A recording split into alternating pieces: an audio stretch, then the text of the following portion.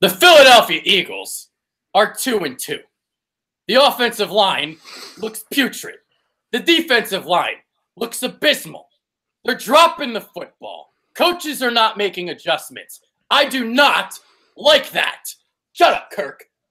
Brodes is here. He is here for the first time ever. If you guys don't know who Sports Talk with Brodes is, check him out right now. Subscribe to his channel. I am Adrian Fecue. Let's get into this show. As I just told Kirk Cousins to shut up. I like that. That was good. It wasn't too cheesy. We're going pre-show. It wasn't cheesy. We're good. Now, listen, I don't want to come in here and go Negadelphia on us. I don't want to do that. But my heart is just so crushed after last week. I don't know how to feel. I'm just going to be honest. I don't want to feel this way. But I look at this game, and I'm just scared. That's it right there. I hate to say it. I hate to admit it. I am nervous going into this game. Scared. You are scared. You're scared like Nelly back in the day. It's bad. I don't know why I feel this way. Well, I do know why. We'll go over it. But I love this team so much. They have so much great talent. But for some reason, through these first 4 weeks, it has just been ugly. The two best units on the football team are not living up to expectations. That's what it is. All right, so for this show, here's what we're going to do. We're going to look at every unit of this football team, and we're going to discuss, should we be concerned about the units or not? We're going to get into it. So the first thing, quarterback, I mean, are we really worried about Carson Wentz? I don't think so. No, absolutely not. I thought he looked good, especially last weekend with Alshon back. I know we'll get into wide receivers, but as a whole, he looks comfortable. His first week, I thought maybe his reads, he was going through progressions a little bit slow, but I knew he'd be a little bit rusty coming back from the injury. I don't have a worry in the world with him. He's pretty solid. He's Carson Wentz. He's just it's amazing. Yeah, everything's going to be fine with him. And the only thing I'm worried about right now with him would be a knee injury again. Because I was going to say that, but that attacks another position. Yes, exactly. So there's that. I had a quote from Wentz today that I'm going to add in my preview, and here he goes. So he talked about in his press conference that he already feels good in terms of catching up to the processing and the in-game speed. So here's what he said. Personally, I feel good where I'm at as far as processing and in-game speed and even being comfortable with the guys out there. So I feel good where I'm at as far as seeing all that stuff. And physically, I feel great. I feel like I'm picking up right where I left off on the field last year. To me, the knee thing is behind me, and now we're going forward. So it's a good quote, and I agree with him. Definitely seemed like last week things were coming quicker, balls getting out quicker, and oh my God, pinpoint accuracy. If Nelson Aguilar knew how to catch the ball, maybe the Eagles would win this damn game. Yeah, no, absolutely. I love everything Carson brings to the table. Even during the interview, I'm sitting there, I'm smiling, just ear to ear, being like, "This is my quarterback. This is it, man." But yeah, no, I think he's awesome. He's going to be great as he keeps going here. He'll get more comfortable, and he's going to get back to where he was last season, no doubt. Absolutely. All right, so let's move on to the running back situation, and this kind of coincides with a rumor that's going out there right now. We'll discuss this. So the Eagles have 4 running backs. Well, 5, I guess. They've got guys that are hurt. J.J., like his back and whatever the hell's going on with that. Darren Sproles should have just stayed retired the way it's looking like for him, unfortunately. Corey Clement can't stay on the field right now. He's got the quad injury. Wendell Smallwood has actually looked pretty good. He hasn't been hurt yet. And then the Josh Adams situation. How do you feel about the running backs? I'm definitely not comfortable with them. I mean, the J.J. back situation, I don't even know how he played in the National Football League game with an injury to that extent, unless it just seems a lot worse than what it is. But, I mean, I'm not feeling good about it, especially knowing that we're going to need some guys to pick up some blocks here and there, it seems, and with Darren Sproles being injured, and it doesn't seem ideal. And Corey, is he an all-the-time kind of back, even if he is healthy? We don't know yet. I love what he brings to the table, but I think he's that explosive because we don't need to use him that much. So when he does get the ball, he's a little bit more rested. He has a little bit more to him. And I do like Smallwood. He did impress me more than I expected him to, but as a whole entire unit, I don't know what to think. I'm not confident going forward with them because they just can't stay on the field. Jay Ajayi is every other week. Darren Sproles is we don't know, and it's not consistent enough for me to believe in them right now. Yeah. Here's what I will say, though. They are averaging 4.4 yards per carry, so obviously the yardage is there. Obviously, that's more because of the offensive line being one of the best in football in terms of run blocking. But the production is there. But let's talk about Le'Veon Bell and if this potentially could happen. So we're hearing the rumors. I mean, maybe it's a little bit more realistic than I initially thought. It sounds like maybe if you give up a second, maybe you can get him, and then you get a compensatory pick if you let him walk after the year. I mean, that I'd do it if I was Howie Roseman. I don't know, though, what's going to happen. I don't know if the Steelers want to keep him. I don't know if they want to extend him. I'm not going to believe anything until I actually see something. Yeah, I agree with you 100%. I'm all in. I think it's a move that needs to be made. We're a team right now that's coming off the Super Bowl win. We want to win now. I mean, we don't want to wait and see what happens in the future years. Maybe get him in free agency. I hear no, it's time. Let's go out and make a Howie type move. And if he walks at the end of the season, which I expect this team to let him anyway, I couldn't imagine him staying signed here. I think it needs to happen. Roll the dice a little bit. Let's be real. He's unbelievable. He's fantastic, and he brings a type of quality that we can use as a wide receiver if we need to be, maybe. You know what I'm saying? Mm-hmm. Absolutely. Yeah. With him, the way the offensive line is with the blocking and the way that they run their plays, the outside zone, the sweeps. I mean, that's Le'Veon Bell. He's a patient runner, and you wait for the blocks to materialize and you dart through. That's Le'Veon Bell's game right there. So you got the running down, then you're going to ask the pass catching element, and that is something that's kind of been missing the last couple of weeks. It seems like. Without a pass-catching running back. So you need, like, if you have, like, say, a 2nd and 9 and you just want to dump it off to somebody, you got Le'Veon Bell, he can pick you up a first down like that. You can line him up in the slot if you want to, and Doug likes to use his running backs in the slot. That's something that he likes to do. It's something that Andy Reid likes to do too. So if you bring a guy like that in here, he actually fits everything to a T. Now, the other thing I am curious to see is Le'Veon's like, I wouldn't be surprised if the Eagles went after me. Which would surprise me, though. Like, they would really go after Le'Veon Bell during the offseason? If Howie Roseman did something like that, I would think that, like, they'd give him, like, a 4-year contract, but then they'd cut him after 2 or something. There's no way you can sign, like, a 27-year-old Le'Veon Bell to, like, a 4 to 5 year contract when you have to pay Carson Wentz. I don't see how that's going to work. I agree with you. I was going to say there's no way it's going to work, especially with how we have to pay Carson and the rest of the team and some of these guys we need to re-sign or let go. Who knows what's going to happen in the future here, but it doesn't make sense to go after him in free agency. But I do have a question for you because I don't know the answer. He's not playing because he wants money, correct? Yeah. Why would we trade for him? Him come here, he'd be on the same contract. Am I right? Nothing would change money-wise. Why would he play? Because I think at that point, you have to play.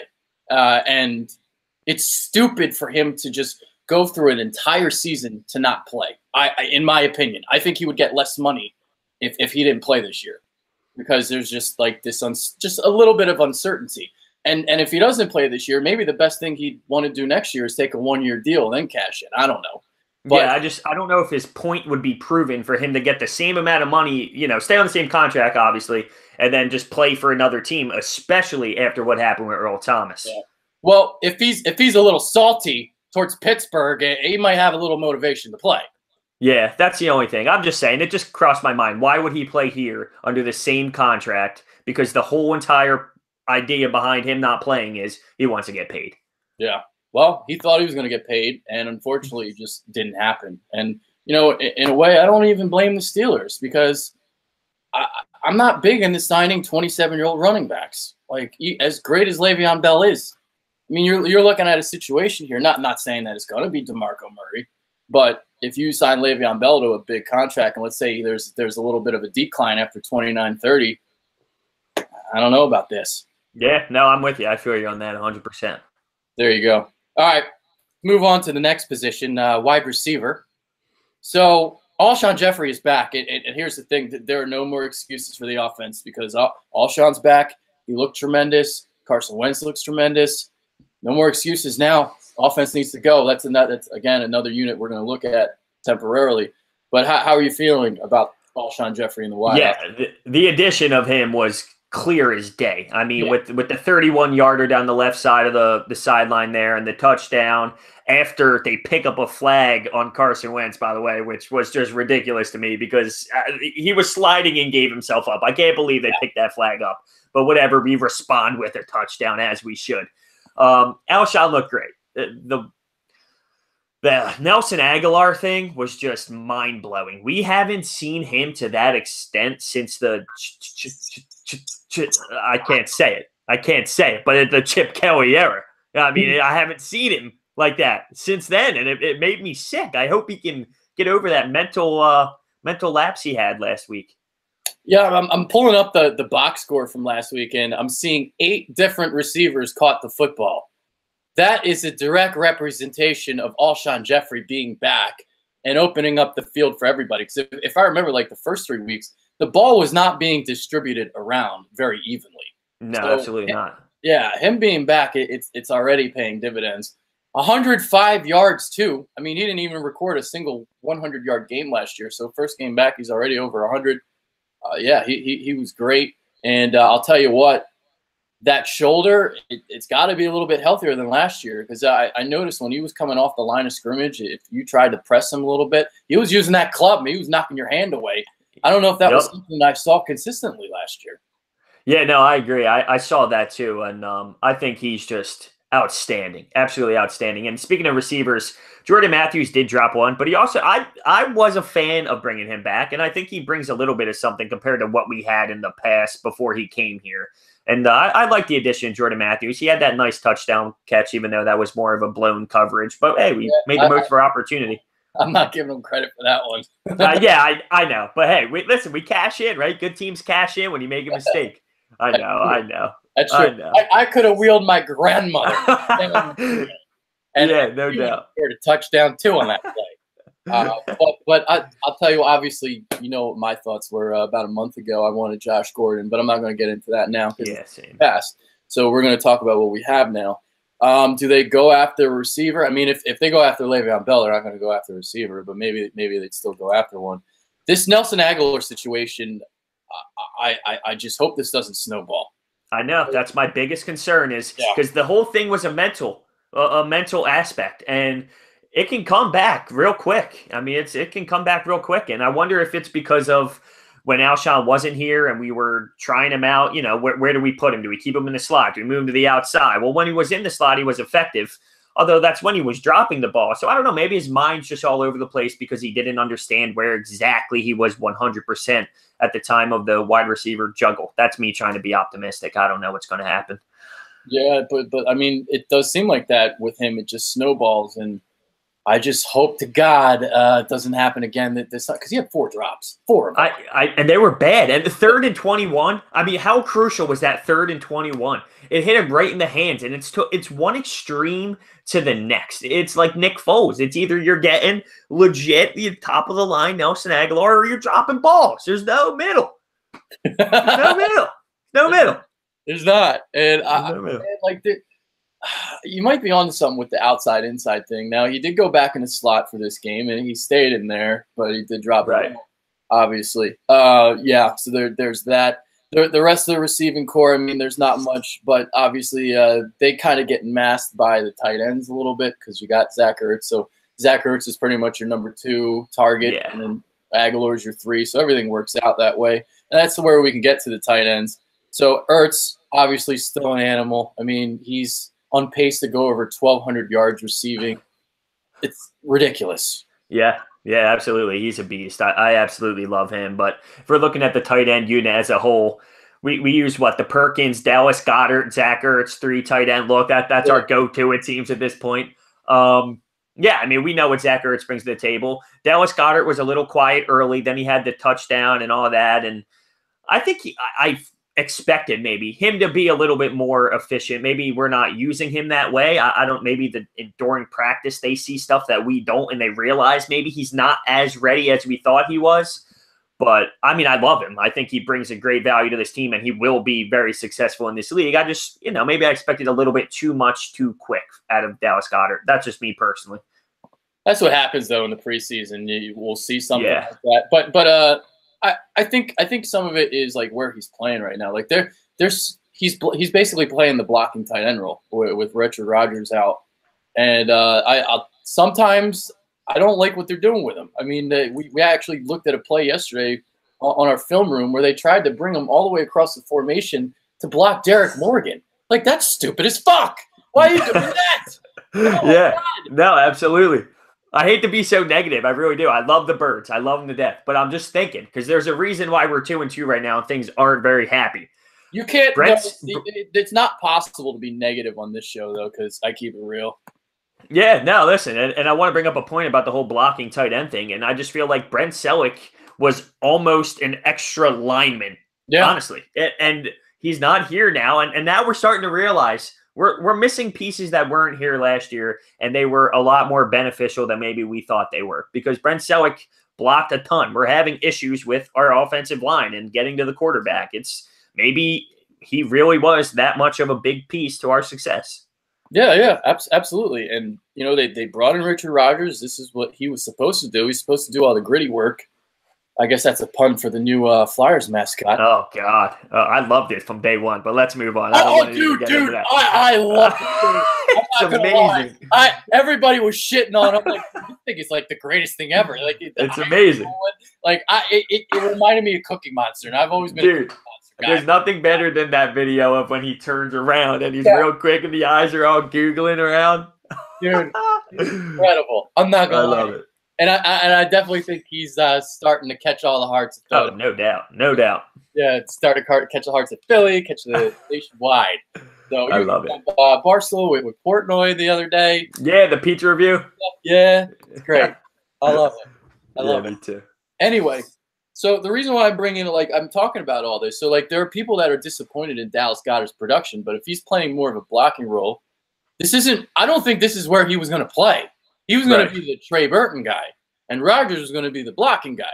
So all this stuff that Josh Perkins is doing, that's what Dallas Goedert was supposed to do. But he's not doing it because they need a blocker, because Ertz can't block.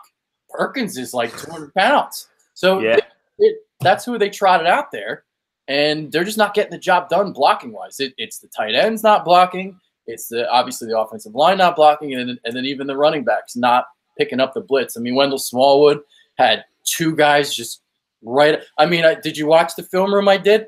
I absolutely did. The one play, he was sniffing Jason Kelsey's ass. That was unbelievable. I mean, he shot right up the gut. He literally shot right up the gut. Crazy. I know. That's where we're at. All right, so now we are going to get to the offensive line. Okay. They have allowed 12 sacks in their last 3 games. Do you know how many they allowed on the Super Bowl run? I don't. How many? 2. Oh, my heart just sank into my stomach. Dude, I don't know. Does Lane Johnson need to hop back on the PEDs? I didn't want to go there. I didn't need to do that. But, oh, man, dude, he's getting torched on the right side. And I'm going to be honest with you. It's not even like he's going up against lethal players. They're respected. I'm not going to tell them that they're nobodies, but they're nobodies. They shouldn't be getting torched like that. I mean, you're not wrong, because let's think about this. From last year, who did he face? He shut down Khalil Mack. Yep. He shut down Joey Bosa. He shut down Von Miller. He shut down Justin Houston. He shut down everybody last year. So your point is not incorrect. Harold Landry is not Von Miller or any of the guys I just listed, but he's beating them like a drum. So there has been a difference from last year to this year. Now, I do think this too, and this is going to bring up this point and something that I know you wanted to talk about. Run the fucking ball! Yeah, no, you're not wrong. Run the ball is right, but they have a great run defense, just like we do. And what concerns me is we might want to pass the ball a little bit more, and I feel like Doug might do that once again, because you look at them last week. How many times did Barr get torched? I mean, their defense is struggling just like ours in the passing game, and they're excelling in the running game, just like we are. So I feel like Doug is going to try and run the ball, and if it doesn't start working, we're going to see Carson drop back a lot. That's probably what's going to happen, yeah. But I think they got to try running the football, because what's happening is these defensive linemen, they're knowing it's going to be a pass. I mean, 50 throws last week compared to 22 runs. You start that pattern, and the play action's not working, obviously. So you got to stick to more of a even ratio. That's how you won football games last year.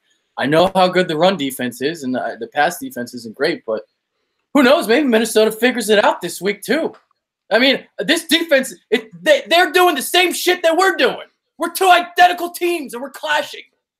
This is what's like. Everybody's telling me, well, they suck. Well, right now we fucking suck too. Dude, I couldn't agree with you more. The amount of times on sports radio today, because I sit at the office job, I got the headphones in and I go sports radio from 6 a.m. to 5 p.m. when I clock out. And I hear all these people talking about it. And they're saying, oh, the Vikings suck. Have you seen their Are you watching this team on Sunday? I mean, we suck too right now. We do. There's no denying it. We suck just as much as they suck right now. So it's not like we're just going to go out there and it's going to be easy as hell. Yeah, and last year they started 2-2, and then they got on a big winning streak, and they finished 13-3.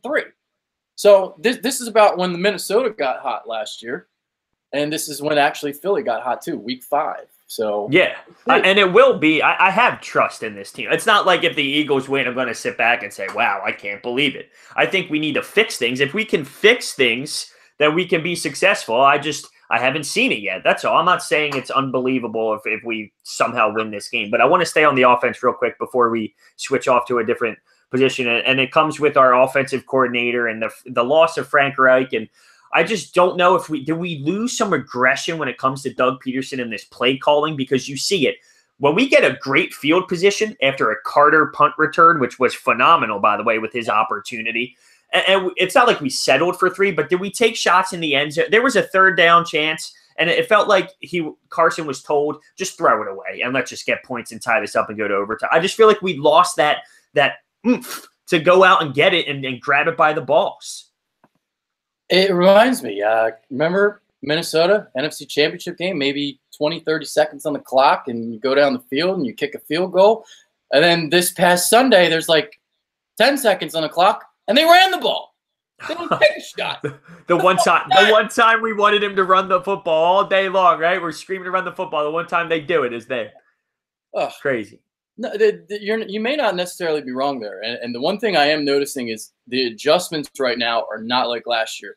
The Eagles were a second-half team last year. They normally adjusted by like midway through the second quarter. That's kind of what I noticed last year. But right now, you were up 17-3, and you lost the game. It means you didn't make the adjustments. I'm sick to my stomach thinking about that right now. I can't believe it. I remember I said this. Feet were up, hands were behind the back. After Alshon scored that touchdown, it's like, it's so nice to have our weapons back. You don't have to worry about stuff anymore. Yeah, how about that? 10 minutes later, we were screaming, hat throws, dude. Yeah. I was pissed. Well, we actually texted each other, and I'm like, well, looks like the offense is back. Yeah, that's right. Oh, man. Yeah. I was not right. All right, let's flip it to the D side then. Yeah. Well, I guess one more thing we could get. Now that I kind of forget, actually. Sorry. All right, we'll go to the D-line then. D-line's fine. D-line's pissing me off too. Yeah. This whole team pisses me off right now. Fletcher Cox, deep penetration. The only one who's getting deep, really. Derek Barnett's had good last He has definitely raised my eyebrows to the point of, okay, I like that. He shows me a lot of versatility. The only thing he needs to do is make sure he doesn't line up in the neutral zone. He definitely did that early on in this season. That was dumb. Was a big problem at Tennessee. Big problem. Yeah, because he's very aggressive. Because he's not like the most athletically gifted, so he'll beat you off the snap. Like that's part. Like he beats you off the snap, and then he turns and bends the edge. That's his like thing.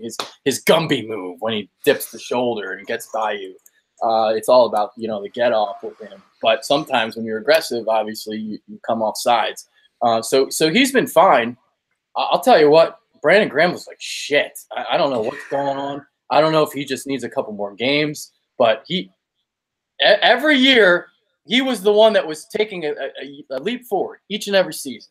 And last year he was tremendous. But right now he's been non-existent. And then the interior of the offensive line is not really getting the pressure. So with Tim Jernigan's loss, it seems like maybe that's being felt because Nada is not really a guy that's going to rush the quarterback. He's going to stop the run at this point of his career. So what do you really have inside? They're putting Bennett inside, and it's not working. Bennett's not really playing as well as I thought he would. So maybe they pick it up. I mean, they have to. Like, again, it's like at some point there's got to be a sense of urgency because you're not getting home, and everybody is just wanting to cut Jalen Mills' hair off now. Yeah, see, I went hard on cornerback play because we'll get there. I think they sucked just as much as the D-line did. I will say that. But I mean, you're right. You're right. You're right. But like I guess like my point is the D-line is elite. Be fucking dominant. Cover Jalen Mills up because he's average. Like, it's hard to get mad at Jalen Mills when I already know how bad he already is. It's like I've known he was average this whole time. Like, we know this. But the D-line normally does not allow the deep shots to materialize. And that's why he's just getting roasted. And then obviously with the film study last night that I did, Corey Graham is not helping him out. So he's getting hung out to dry. Yeah, no doubt. And I actually made a video saying I trust Jalen Mills because, you know why? Doug Peterson said so, and he's not Gabe Kapler. He doesn't just bullshit after a game and talk positive after you blow one. He means it. And now I'm sitting there thinking, damn, should I delete that video? But no, I mean, our D-line is elite. It's so elite it hurts. And the fact that we can't get home, it blows my mind. And last weekend was finally a chance to go up against someone who was a little bit more mobile. So I understand why maybe at times it was an issue because that's what they do. They have the threat of using their legs. But when you're facing guys who can't run the ball and Andrew Lux and Matt Ryan, I don't know. It blows my mind. What is the reasoning behind it? We have the skill. That's why I'm pissed off because the skill is there. So what is the reason we are not getting to the line? Here, I have one. I don't know. I'm just throwing it out there. Yep. Jim Schwartz is a pretty stubborn guy.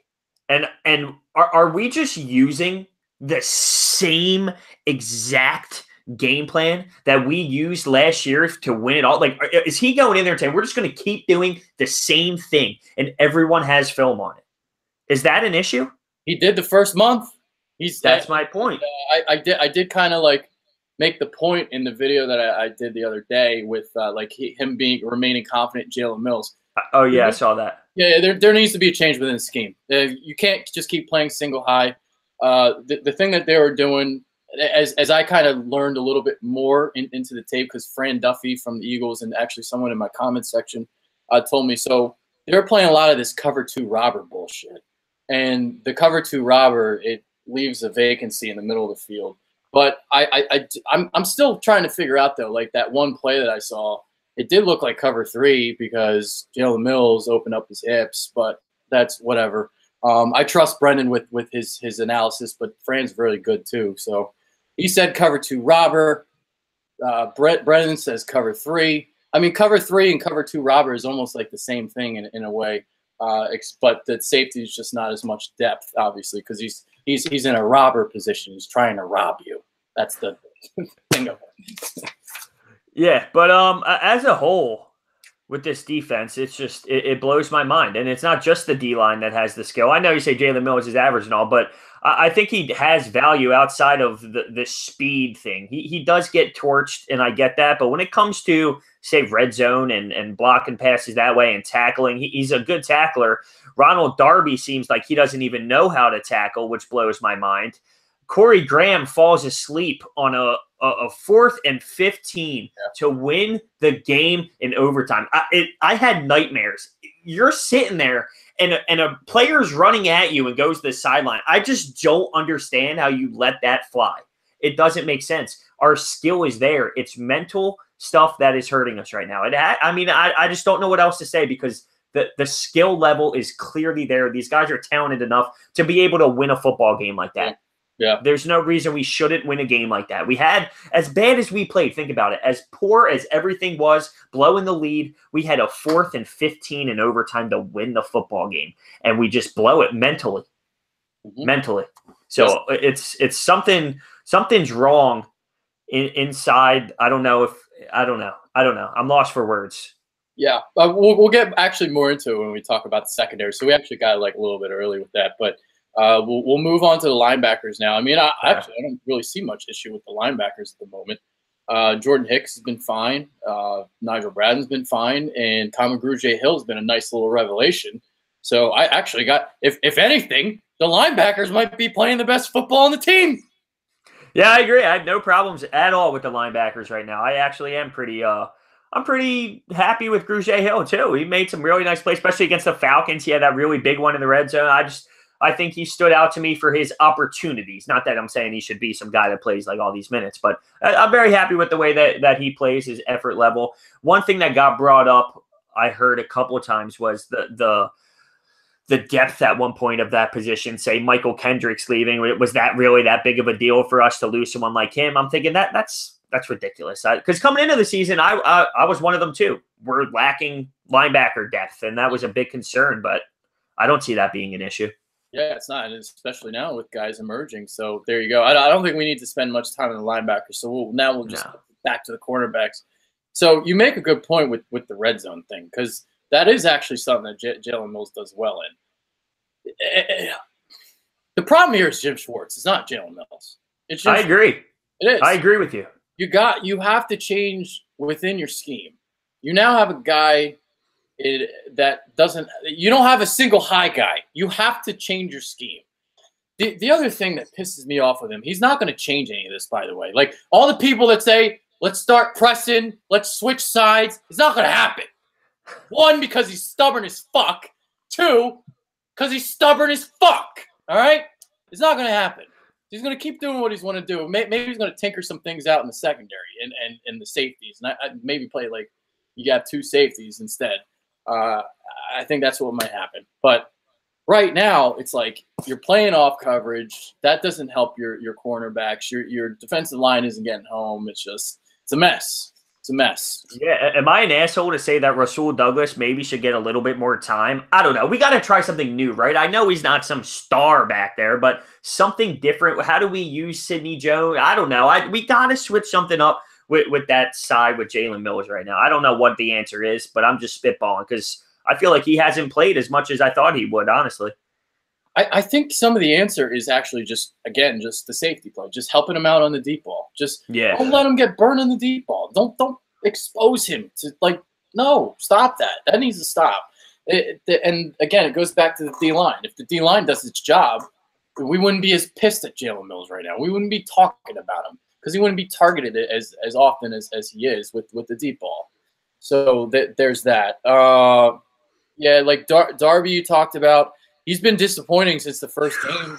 I know. I can't get over the lack of tackling. It blows my mind. I mean, you got one job as a defender when someone's coming after you. I get it. It's a beast running at you and this huge guy, but that's your job. Make the tackle. Make the tackle. Yeah. Oh, and then, stressful. And you talk about Rasul Douglas. I'm surprised it was Avonte Maddox and not Douglas to get that safety look. My only guess is that Schwartz doesn't like Douglas in the slot, and he would be right about that because he is a little stiff-hipped and all that. He's not really a slot guy. He's an outside guy. But Avonte Maddox. I heard Jim Schwartz talking, and he did say that he only has one. He's not versatile, Rasul Douglas. There's one spot for him to play, and it's either he's playing that spot or he's not.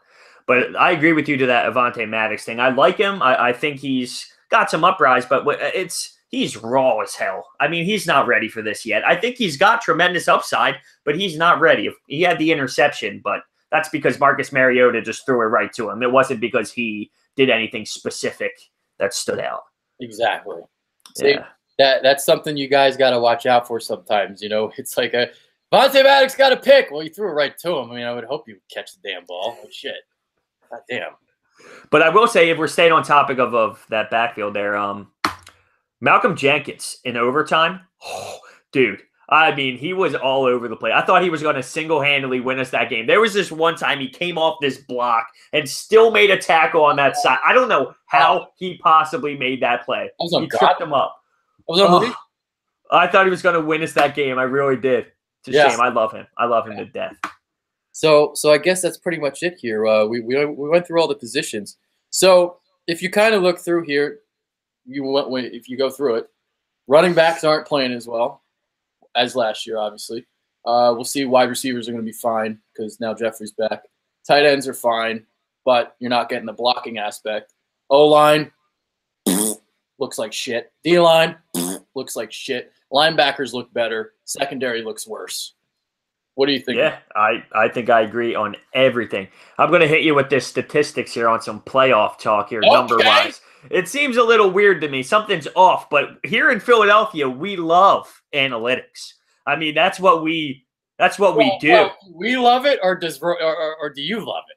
I definitely don't love it, but 49.2% chance for the Philadelphia Eagles to make the playoffs. That is less than 50% to make the playoffs, but it is skewed because we have the highest percentage of our division. So someone's got to win the division. But this is all based off of the schedule strength and how we're playing now and all that. But it's not nice to know that analytically we don't have a great chance of making the playoffs right now.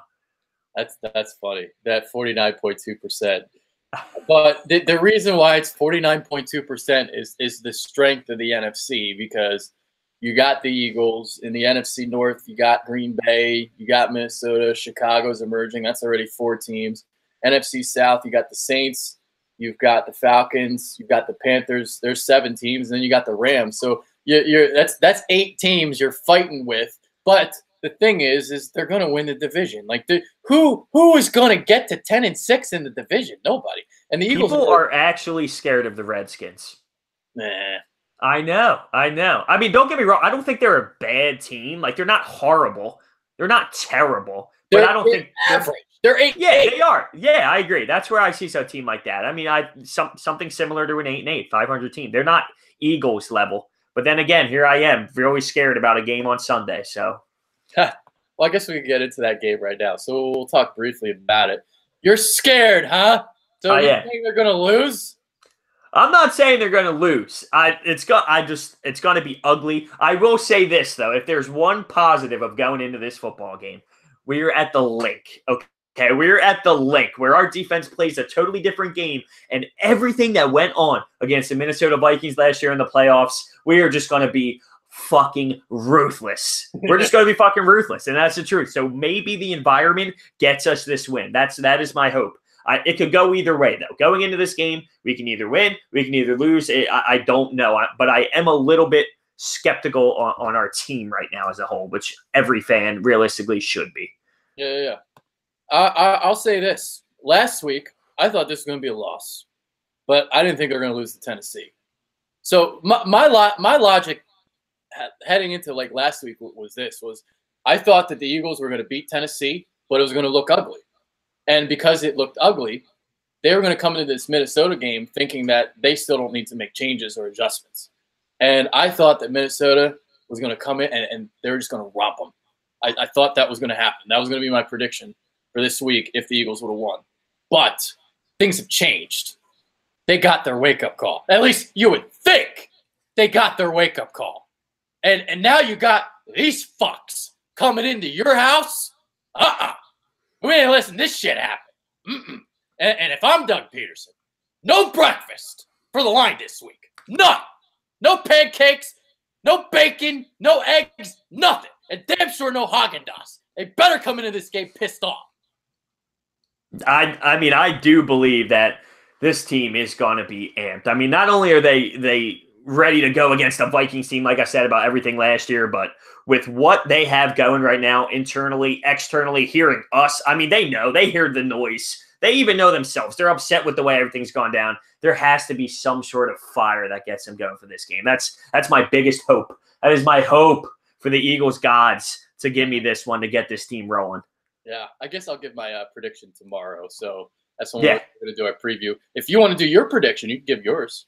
Are we talking score? Yeah, if you want to. Okay, yeah. I mean, I don't see it being high scoring, but I think maybe with Alshon, we get an offense open up a little bit. We're going to score a whopping 21 points to a 17. We grind out a victory with our defense. There it is. How about that? Well, I guess technically I already said the Eagles are going to win. So yeah, yeah, fair. I guess I'll save the score for tomorrow. Yeah, I mean, I said I was nervous all day long. You asked me who's going to win at the end of the day. I go Birds 21-17. I mean, that's just how it's okay to be nervous, though. I mean, like this team, it's just doesn't look like last year right now. Just doesn't. That's the cold hard truth. I right now I don't know what I'm feeling. I feel like they're resilient. I feel like I know this team. I feel like I have a grasp of this team. I feel like they're going to wake up. But there is a little bit of a concern because what the fuck? What is this? Yeah, I agree. I have a question for you, and I really don't want to end it on this note, but it's the direction I'm going here. Yeah. If we lose this game and we are 2-3 heading into the next week, I mean, how do you feel? How do you feel moving forward? Does your expectations change on the season? Do you still think we can win the Super Bowl, make all this happen? Or are you going, all right, we won the Super Bowl. This is what happens. Let's just finish out the season. Yeah, I mean, if they go to 2-3, I don't think a repeat's happening. And the reason for that is they need home field advantage. And if they go to 2-3 and they have their schedule the way that they have the rest of the year, they're going to go 10-6 and 11-5. That's either going to be a 3 or 4 seed. You might win a playoff game. You might win 2 playoff games. But that NFC Championship game, I don't know if they win or whoever they play. I mean, the Rams look like they're going to be the 1 seed. But let's say they're the 3 seed and they got to go to like Green Bay or something in the divisional round. They ain't winning that game. I don't think so. So that's my thing. And that's what I was talking about a month ago. My concern was 11-5 and being a 3 seed and losing in the divisional round or the NFC Championship. And unfortunately, right now, we'll see. Yeah, I mean, I don't want to say my expectations have changed, but the way that we've started the season off, I think that we're going to be a team that I just want to get to the playoffs. This is me right now. At this point, I was heavily in the beginning. I'm losing my mind right now thinking of the Eagles. All right, so what I'm trying to say is in the beginning of the season, I was, wow, we can win the Super Bowl. Our team is so talented. This is unbelievable. 4 games in, I'm already at the point where I'm saying, let's just make the playoffs and see where it goes on from there. Like, I've already changed my expectations. I hate to say that. I still think maybe if we somehow find a way to get on a rhythm, we can do it. But at this point now, it's let's just get to the playoffs. I don't care where. Let's just get there because it would be embarrassing to me if we don't even get there. I played hockey my whole entire life. Do you know how many friends I have from Boston? It's sickening. I have so many friends from Massachusetts. I wake up to pictures of Tom Brady. I wake up to pictures of the 5 rings. It's sick. It makes me sick. I can't deal with it. I can't have no playoffs. So that's where I'm at right now. Yeah. Well, I think if they win this game, I got a feeling. So they can make a run after this. They close the next 4 heading into the bye. It's this Minnesota game. Then they go to New York, I think. I thought it was London. No, am I wrong? I could be wrong. I don't. I may not know. I know who the 4 opponents are. I may not. Okay, go ahead. I may not know the order off the top of my head, but I thought it was. I thought they play the Giants next week in New York, and then it's Carolina, and then Jacksonville. Okay, go ahead. I'm going to actually look because I need to know. Okay, but so, I mean, yeah, I think that's a 3-1 stretch. I mean, the Jacksonville game is going to be tough because they're used to going to London. They played that game, you know. So okay, so you're right. It's Vikings, Giants, Panthers at home, and then it's Jags, Cowboys. All over it. Boom. So okay. I think that's pretty much it, though. We got anything else on the agenda? No, I'm good. I'm praying we win. I think we can win. Am I a little nervous? Yes. That's pretty much where we're at. It's okay to be nervous. We're just Eagles fans. That's all. You're right. It's part of our blood. There it is. You got a final thought before you head out? Got anything? Go Birds. Go. No, that's it. Well. For this week, it's Go Birds. Dude, I love that. There's a shirt. Did you see the shirt where it's the kid going up and it says Go Birds and it's like squiggly? Go Birds. Best day of my life, I swear to God. I'm actually scheduled January 12th to add to my sleeve. It's the underdog mask with the trophy in his mouth like a bone. There you go. Yeah, I'm stoked. Can't Well, wait. if they're going to want to win a Super Bowl again, they're going to have to be underdogs again. So that's what it's going to be if they get that 3 seed. I'm hoping the 2 seed can happen, because if the 2 seed happens, then if they go to LA, I'm cool with that. That's a neutral field. But I'm serious. Yeah, no, I know. It's so funny that that's everyone's reaction. Like, yeah, it's LA, it's neutral. Everyone says that.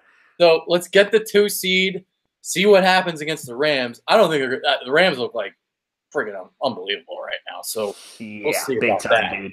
Yeah, Big time. the Eagles' offense is going to have to make several strides forward if they want to compete with them right now. Absolutely. Couldn't agree more. Yep. All right, that's our show for today. That is, I don't want to say your name because I don't know if you want your name to be said, so I'll just call you Brodes. No, Brodes is cool. That's what I got. That's the nickname. Everyone calls me Brodes. Okay, because I wasn't sure if you wanted to say your name or not, because some Oh, people, no. they don't like to say their name.